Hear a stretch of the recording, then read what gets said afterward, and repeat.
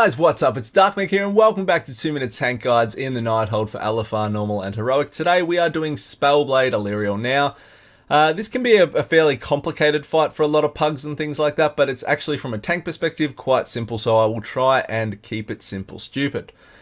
So you are going to pretty much tank in the same spot for the majority of the fight, be that on a marker like I am in this fight or up against the fountain, wherever your group sort of elects to do it, but generally you're going to stay around that area.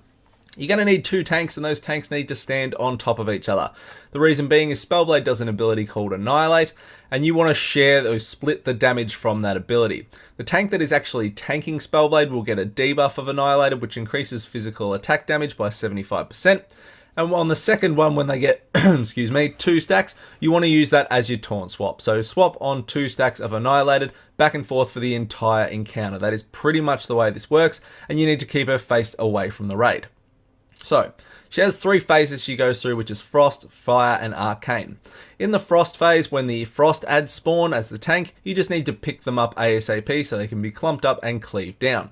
There's going to be a big Frost ad that's going to cast a thing called Frozen Tempest, which is going to make a Frozen Circle. If you are tanking Spellblade and you get caught in this Frozen Circle, make sure you run towards the center of it. It will be pushing you outwards. If it pushes you out to the edge, you will be frozen. Keep in mind that when you are running forward in this little phase and getting sort of thrown around a bit, Spellblade will still be casting Annihilated, so watch where the other tank is and watch where you're facing her.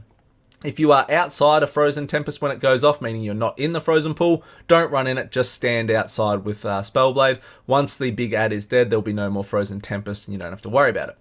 In the Fire phase, Fire ads are going to spawn. You just need to interrupt whatever you can. If there's ones in melee range, drag the boss over to there, help your DPS kill them. They can also get some cleave damage onto the boss while they're killing the ads, and that's pretty simple. There's not much else you need to do there. In the Arcane phase, there's going to be purple Arcane orbs in the air around the boss. When she does Arcane Detonate, those purple orbs are going to start coming towards the boss's location, leaving purple swirlies on the ground. You just need to move away from the purple swirlies. Don't move a country mile, just move out of them, because then another one will appear, and so on until they're all gone. You want to make them in a tight cluster. Reason being is when the last orb's done, all the arcane ads will spawn from this area in which you've dumped that cluster of purple swirlies. So try and make it a nice tight stack where you can cleave down the ads quickly with your DPS. And that is pretty much it, guys. So as I said, face her away, swap on 2 stacks of Annihilated, use your active mitigation and your CD for the Annihilated cast, as it does do quite a lot of damage and it is hard hitting. And that is it. Split that damage, stand on top of each other. Any questions, please do hit me up. Otherwise, like, comment, subscribe, and I'll see you all next time. See you guys.